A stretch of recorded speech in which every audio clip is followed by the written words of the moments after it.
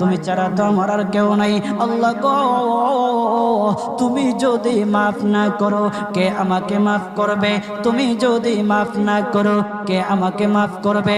তুমি যদি আমাকে মাফ করো তাহলে তোমার কোনো দিকে কমবে না, তুমি যদি আমাকে মাফ না করো তোমার কোনো দিকে বাড়বে না।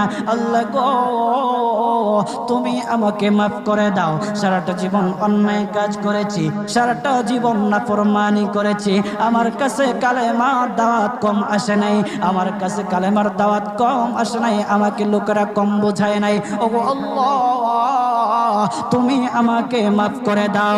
মাফ না করলে কোথায় যাব, কার কাছে যাব?